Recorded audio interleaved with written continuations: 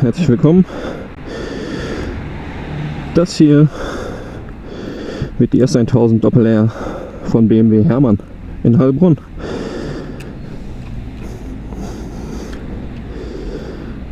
Wow, das ist natürlich ultra geil. Dann machen Sie mal an. Okay. Dann drehen wir den Gang ein. Oh. Sitzposition. Sehr hoch im Takt. Meine Jacke ist noch nicht richtig zu. Natürlich fahren die jetzt genau los, wenn ich losfahren möchte, ist ja klar. Ja, S1000 2019er Modell, was gibt es dazu zu sagen? Wir alle kennen sie, wir alle warten auf sie. Ich habe auch richtig lange gewartet. Und jetzt ist es endlich soweit. Wir sind im Road-Modus. Wow, erster Eindruck, Quickshifter, ultra smooth. Ich fahre jetzt mit euch raus, hier aus Heilbronn. Wir werden direkt eine Abkürzung nehmen, durch die städtisch bekannte Unterführung. Also wenn ihr irgendwann mal, neutral, wenn ihr irgendwann mal in Heilbronn seid, dann wisst ihr direkt Bescheid. Die Spiegel sind für mich noch nicht so richtig eingestellt. Sollte man vielleicht vor der Fahrt erledigen. Naja. So ist besser. Viel besser. Aber der Schulterblick, der regelt das schon. Ja, meine ersten Fahreindrücke sollen das hier werden. Und ich hoffe, euch wird das Video gefallen. Na moin. So, nicht wieder abwürgen. Ja, nice. Also wirklich angenehm zu fahren, muss ich ja sagen. Gasannahme super angenehm im Road-Modus. Macht seinem Namen auf jeden Fall alle Ehre. Aber wenn man es dann ein bisschen doller zieht, dann geht es auch nach vorne. Also wie bei vielen anderen Literbikes auch einfach Trigger Control, um das Bike im Straßenverkehr vernünftig zu bewegen. Okay, wir sind gerade mal bei 4000 und das Bike ist schon, ich würde sagen, laut. Ich hoffe, ihr könnt es gut hören. Was ich sagen muss, ist, dass bei solchen Drehzahlen die Spiegel ein bisschen vibrieren im ersten Gang. Muss ich mal gucken, ob ich hier im zweiten Gang bessere Ergebnisse erzielen kann. Ne, immer noch ein bisschen Vibration. Muss aber sagen, da ich von vielen KTMs komme, viel KTM gefahren bin in meiner Motorradzeit, stört mich das nicht wirklich. So, wir werden nach vorne gleich links fahren. Oh, da gab es schon den ersten Myra. Man fühlt sich natürlich auf der neuen BMW wie ein Exot. Flammenneues Gerät. Und die Blicke sind natürlich da, gerade von anderen Motorradfahrern. Ich meine, das war jetzt der erste, aber ich behaupte das jetzt einfach mal. So, einmal kurz Spurwechsel. Bringe ich mich da jetzt vor? Auf jeden Fall. Wir haben ja keine Zeit. Wir haben ja keine Zeit. Ja. Boah, der Quickshifter ist super. Also wirklich super, Leute. Ohne Quickshifter kann ich mir das Bike zwar vorstellen. Aber ob das Spaß macht, oh, der will da rein. Ich fahr mal hier lang. Das sieht aber schlecht aus. Das sieht ganz schlecht aus. Dann fahren wir mal woanders lang. Gut, wenn man sich hier in der Stadt auskennt, das hilft auf jeden Fall. Ja, fahren wir hier die nächste links. Und dann haben wir wahrscheinlich Freifahrt für Freibürger. So, wir eilen hier gerade ein bisschen durch die Gassen von Heilbronn und ich, Trottel, habe mich, glaube ich, verfahren. Ich dachte, lässt mich weg. Ei. So, dann hoffe ich, dass ich hier einmal drehen kann mit dem Bike. Wahrscheinlich hoch illegal. Finde ich den neutral? Irgendwie nicht. fühlt man sich schon geil. Der Blick war da. Also dieses Display ist einfach der absolute Hammer. Ich kann euch mal zeigen, wenn man hier nach unten geht. Dann ist man im Sport. Ups. So, und jetzt sieht das Display schon ganz anders aus. Oben links im digitalen Tachometer. Und natürlich hier Lean Angle mit drin. Oh, da geht die Racing Action los. Das ist ja mega geil. So, jetzt kommen wir langsam auf die K27, B27, was weiß ich, wie die Straße heißt. Und hoffen mal, dass wir hier aus der Stadt ein bisschen rauskommen. Die Leute von BMW sind natürlich schlau, tanken die Bude nicht voll, damit sie noch ein bisschen leichter ist und noch ein bisschen mehr Leistung. Die holen das letzte raus. Also hier bei 4000 Umdrehungen, zweiter Gang, läuft sie super ruhig. Die Spiegel, wie gesagt, vibrieren, aber jetzt nicht zu schlimm. Okay, schalte ich mal hoch. Nice. Beim Filtern solltet ihr gar kein Problem haben mit diesem Bike, denn schnell genug, das kann ich euch attestieren, jetzt schon, ist sie auf jeden Fall. Und wieder mal eine rote Ampel für uns. Da sind ein paar Ladies. Okay, geht rein. Also wie bei jedem anderen Mieterbike auch im Straßenverkehr, wenn ihr zu doll aufmacht, dann seid ihr euren Schein ganz schnell los. Aber ich muss sagen, gerade im Road ist es sehr angenehm, wenn man die Trigger Control hat. Dann bricht es euch auf jeden Fall nicht so das Genick. Also man kriegt nicht so einen krassen Kick in den Rücken. Ob man das jetzt gerne hätte, das ist ja Geschmackssache. Ich finde es geil, dass sie halt ultra schnell ist, aber dadurch, dass es diesen Kick nicht gibt, ja, sie sich einfach beherrschbar anfühlt. Und ja, ich glaube, das macht es auch einfach zugänglicher für Leute, die vielleicht bisher nur 600er gefahren sind. Es gibt ja auch Leute, die sind so lebensmüde, die von 48 PS direkt aufsteigen mit einer 200 PS Maschine. Also ich muss sagen, wenn man so Leuten hinterherfährt, dann merkt man die 200 PS gar nicht. Aber wenn man dann einmal so abrutscht, da geht dann schon einiges. Okay, der zeigt mir hier permanent 0 Grad ein, aber ich fahre auch voll die Kurven. Ah, ja, nice. Das ist natürlich ermunternd. Ihr könnt dann ja mal in die Kommentare unten reinschreiben, wer es von euch geschafft hat, im normalen Schlängeln auf der Straße die 69 Grad vom Markt noch besser erreicht hat. Ja, kleiner Scherz am Rande natürlich. Aber es ist natürlich geil, so viele Informationen im Display zu haben. Ich kann mir vorstellen, dass sowas extrem wertvoll ist, wenn man auf der Rennstrecke sich bewegt. Auf der Straße, naja, ich hoffe, dass die Street Rossies, die sich dieses Bike kaufen werden, nicht so ermutigt werden davon, da noch steiler in die Kurven zu gehen, als sie es manchmal schon machen, gerne auf der Löwensteiner Platte. Ja, ich würde sagen, sogar Kinder könnten mit diesem Bike fahren. Sie fühlt sich sehr leicht an, sie ist natürlich auch sehr leicht. Und das spiegelt sich natürlich auch in der Performance wieder. Nicht nur in den Zahlen, nicht nur in den Leistungswerten, nicht nur in den Beschleunigungswerten, sondern natürlich auch einfach im Handling. Und ich denke, ich erzähle euch da auch nichts Neues, weil ihr wisst, wer ihr seid, ihr habt wahrscheinlich schon sämtliche Reviews von diesem Bike gesehen. Aber das hier ist ein Real-Life-Straßen-Review oder Test oder erste Fahreindrücke. Und soweit ich das beurteilen kann als normaler Fahrer, möchte ich diese natürlich mitgeben.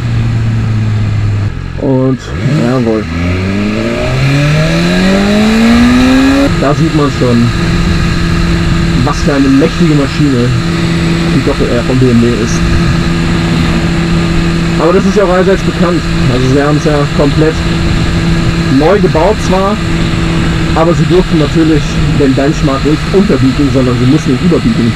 Deswegen wundert es mich dann nicht, dass hier sehr viel geht.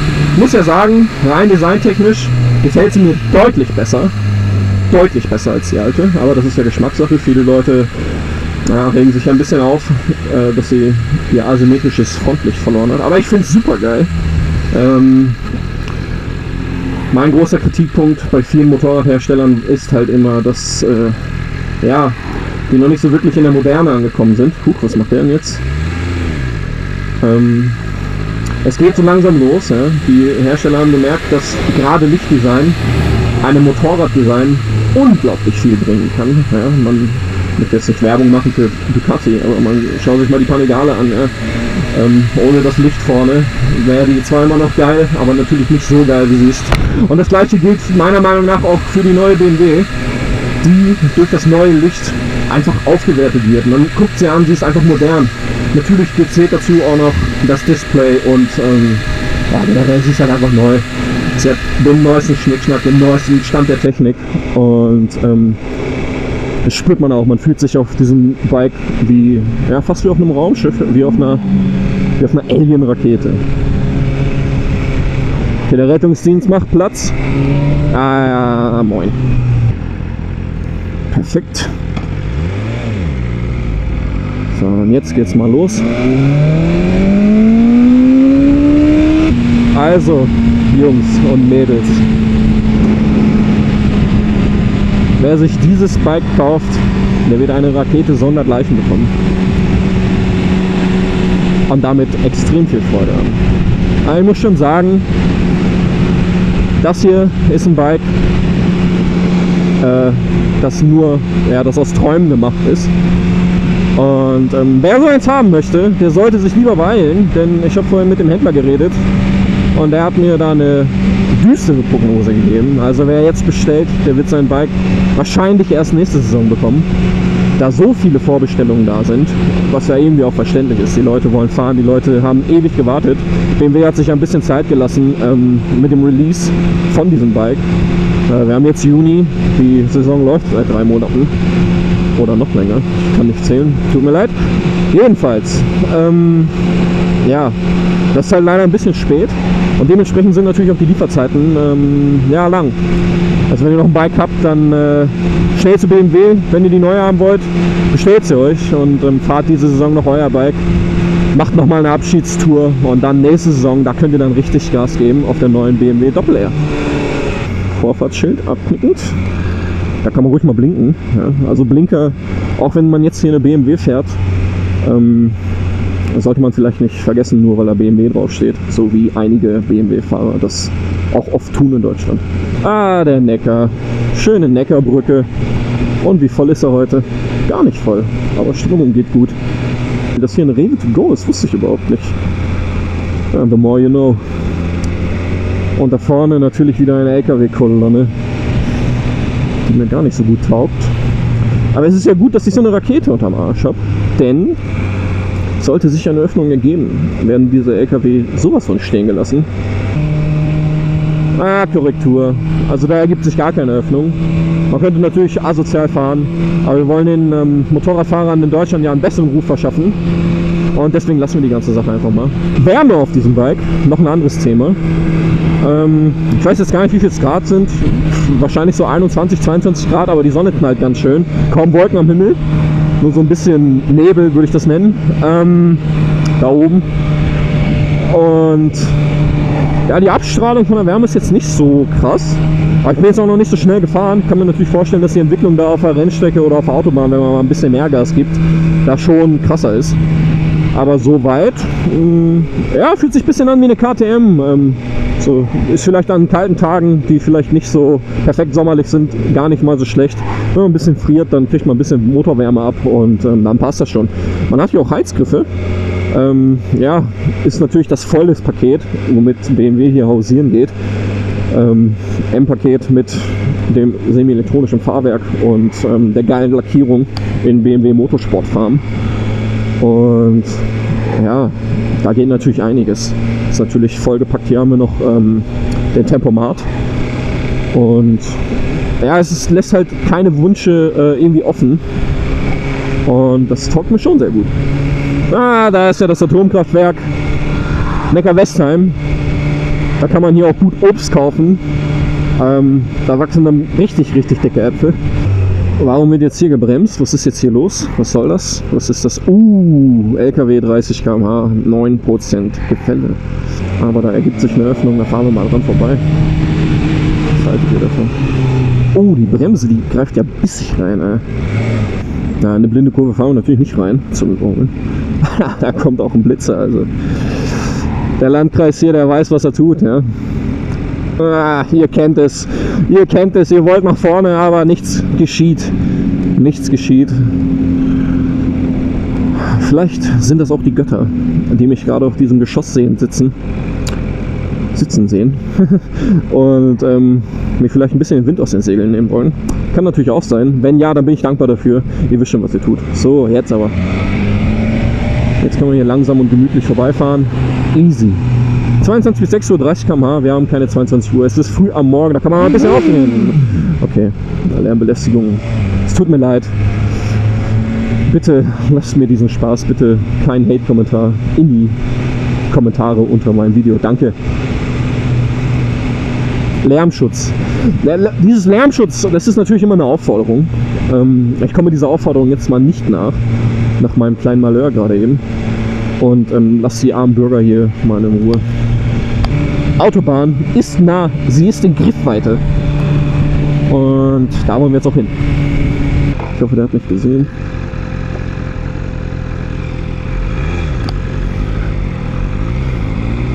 Perfekt. Das war ja eine schöne Fehlzündung. Habt ihr das gehört? Aber okay.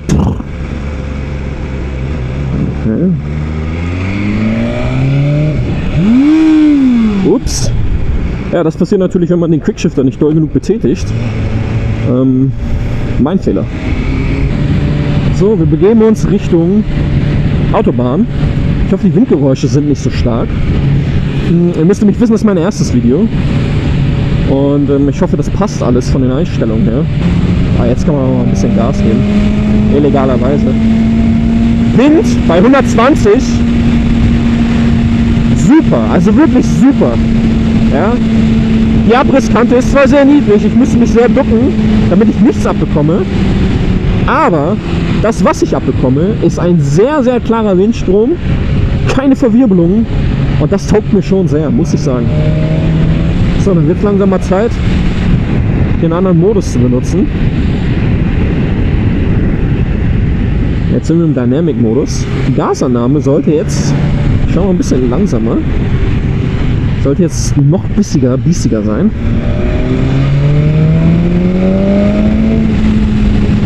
Ja, geht. Also ich persönlich muss sagen, habe jetzt keinen großen Unterschied gemerkt. Bezüglich der Shift-Cam-Technologie. Ihr habt euch natürlich alles reingezogen, was geht. Ihr kennt euch damit aus. Ich glaube, ich brauche es nicht nochmal erklären. Das merkt man gar nicht. Das Einzige, was man merkt, ist, dass das Bike einen super Durchzug hat. Und ja, auch Bums unten raus. Also ich bin jetzt bei, wie viel sind das vielleicht? 5000? Wenn ich jetzt am Gas anziehe, also da geht sofort was. Und das ist schon sehr geil. Natürlich wie bei jedem Literbike die Leistung unten raus. Es ist eigentlich egal, in welchem Gang ihr im Straßenverkehr fahrt. Ihr habt immer Leistung, schier unendliche Leistung, weil ihr diese 207 PS und die Newtonmeter einfach niemals ausfahren könnt. Ich bezweifle sogar, dass normale Fahrer, wenn ihr jetzt nicht gerade semi-professioneller Rennfahrer seid oder vielleicht Trackday-Enthusiast oder vielleicht sogar Profifahrer, ich glaube, wir normale Menschen können sie nicht mal auf der Rennstrecke ausfahren. Wir sind immer näher dran an der Autobahn und ich kann es schon fast riechen, diesen Rausch der Geschwindigkeit. Ich bin schon echt scharf drauf jetzt, muss ich ja sagen, da man sich doch auf diesem Bike ein bisschen kastriert fühlt, wenn man hier auf der Landstraße fährt. Es macht natürlich Spaß, ja. Es fühlt sich an wie ein Bike, das für die Landstraße ja fast gemacht ist. Aber man möchte natürlich diesen Rausch der Geschwindigkeit haben und den werden wir uns jetzt gleich abholen auf der Autobahn. Und da vorne ist ein Roller. Der wird den Rausch der Geschwindigkeit wahrscheinlich nicht mehr erleben heute. Und das tut mir ein bisschen leid für ihn. Ne? Aber wer weiß das schon, was das für ein Fahrertyp ist. So wie ich das sehe, ist das ein Easy Rider. Und ja, der chillt halt sein Leben. Ich überlege gerade, ob ich nochmal in den nächsten Modus schalten soll.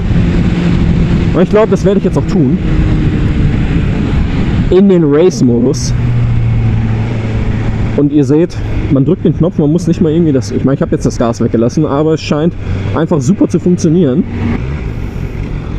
Porsche Turbo wäre ein würdiger Gegner für die Autobahn jetzt. Aber leider fährt er in die andere Richtung.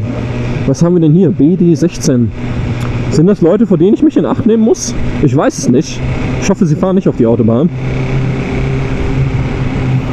Und okay, gelitten. Okay, was war das? Also ich glaube, vor solchen muss ich mich nicht in Acht nehmen. Wenn ich mal seinen Blinker richtig setzen kann. Also, vielleicht war er auch im Rückspiegel beschäftigt, mein Bike anzuhimmeln. Kann natürlich auch sein. Und jetzt werden wir sehen, wie sehr die Doppel-R ja, die Hütte abreißen wird. Das sieht sehr gut aus.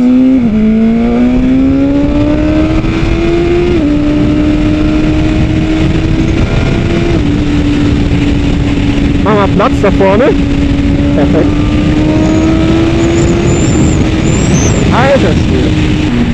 Da wissen wir doch, was los ist. Da wissen wir doch, was los ist. Unglaublich. 5. Gang, schauen wir runter.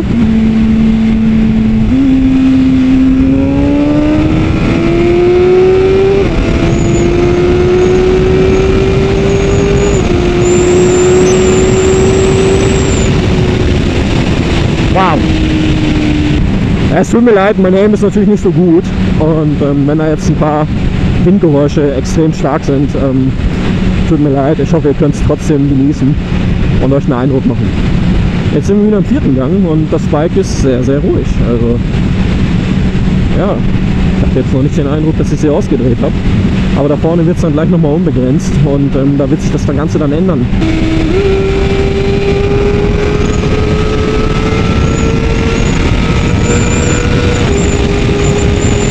Das ist schon Formel 1 Feeling, Jungs. Aber das Bike macht es einem auch einfach. Und ich habe hier Platz auf dem Bike.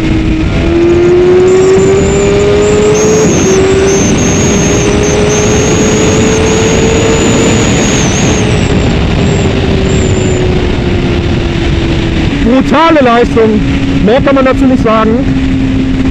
Und Schnellfahren ist natürlich auch so viel Leistung. Kinderleicht. Passt auf, dass ihr ein gutes Herz und gute Reflexe habt, denn ansonsten sehe ich da schwarz für viele Fahrer. Ich werde gleich noch mal kurz anhalten und euch das Bike ein bisschen zeigen, ein bisschen rumführen, ein bisschen die Designelemente, wie es dann in echt aussieht. Oh, ich weiß nicht, ob ihr es gehört habt, aber das Pfeifen von dem Bike, wenn sie Gas gibt, ist urgeil. Das hört sich einfach an, als würde irgendwie ein Raumschiff in den Hyperraum beschleunigen. Du kannst ja versuchen, nochmal nachzuholen. Wir sind jetzt im 6. Gang und wenn ich jetzt Gas gebe, dann macht sie so.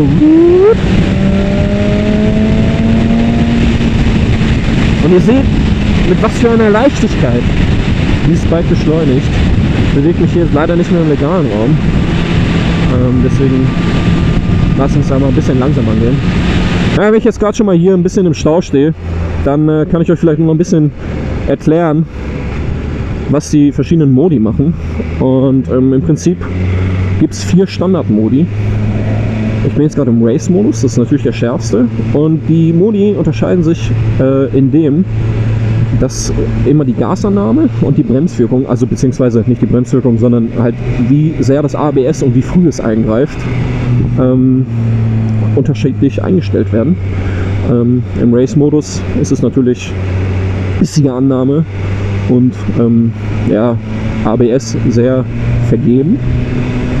Und wenn man jetzt aber hier den Modus ändert auf diesem Knopf, der super geil ist, auf Rain, dann hat man wieder eine sehr weiche Gasannahme, schon fast ein perfekter Modus, bis man raus ist auf der Stadt. Und hier ist das Bike wirklich butterweich. Ja? Also ihr könnt hier auch aggressiv ziehen, aber es passiert nicht so arg viel, dass es euch unterm Hintern wegfliegt. Und das muss ich sagen, finde ich schon sehr geil. Denn so kann man das Bike nämlich auch nicht nur für die Stadt einstellen, sondern auch für die Landstraße, wenn man mal eine ruhige Tour, Feierabendrunde oder so machen möchte. Oder vielleicht ist man mit der Freundin unterwegs, die vielleicht nicht ganz so aggressiv und schnell ist wie ihr. Da ist es schon okay, dass einem das Bike ja ein bisschen dabei hilft, nicht ganz so brutal schnell zu sein. Natürlich, wenn ihr den Gashahn aufreißt in diesem Modus, dann ja, der Rain-Modus hilft einem dann doch, sich ein bisschen im Straßenverkehr am Riemen zu reißen, sich zu beherrschen und nicht ganz so hooligan-mäßig und außerhalb jeglicher Gesetzesbedingungen zu fahren. Ah, da ist die Rennleitung. Ich mache schon mal den Style. Seht ihr hier, man muss sich natürlich abstützen und Präsenz zeigen. Quickshifter Down natürlich als Blipper. Super geil, funktioniert astrein. Also da hat BMW echt ganze Arbeit geleistet. Ich habe nämlich mal auf der 1200 GS einen Quickshifter von BMW benutzt und da muss ich sagen, der war nicht so geil. Der hier allerdings ist so butterweich, als gäbe es gar keine Kupplung. Wenn man natürlich die Hände vom Lenkrad nimmt, dann wird das Display ein bisschen milchig. Aber die Ablesbarkeit ist wirklich super. Ich hoffe, ihr könnt das sehen im Video. Also die Sonne ist direkt hinter mir gerade und ich kann alles erkennen. Da hat BMW echt saure Arbeit geleistet. Super.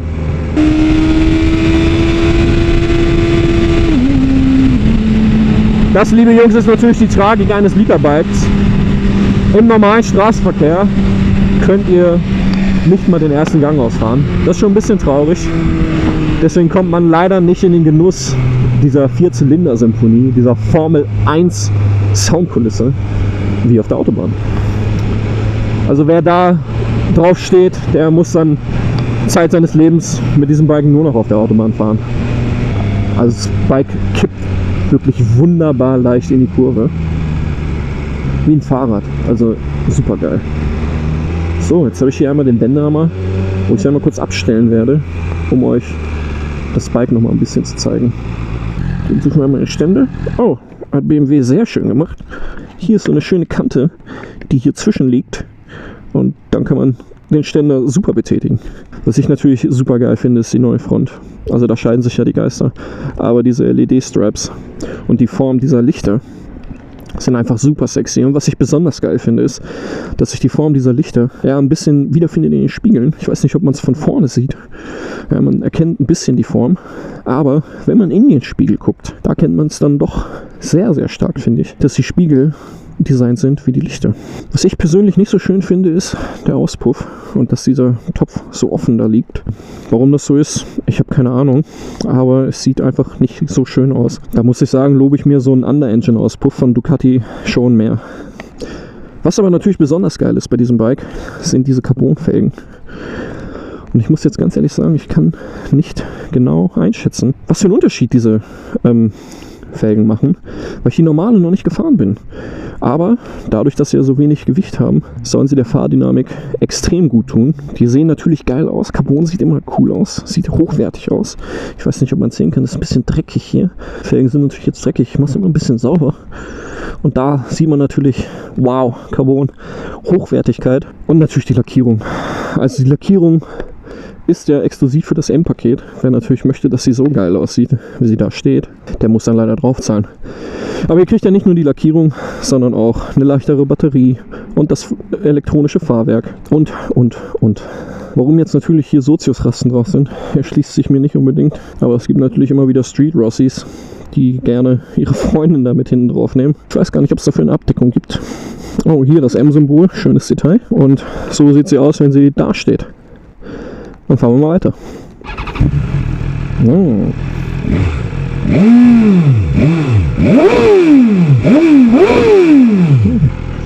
Wir sind kurz vor BMW Motorrad Hermann Rhein. Ich hoffe, dieses Video hat euch gefallen. Danke nochmal an das Team von BMW Motorrad Hermann Rhein. Und ich hoffe, dass dieses Video euch eine Möglichkeit gegeben hat, dieses Bike besser kennenzulernen, besser einzuschätzen. Wenn es euch gefallen hat, lasst gerne einen Daumen nach oben da. Gerne auch ein Abo. Ich bin Sega. Ich wünsche euch noch einen schönen Tag. Haut rein. Ciao.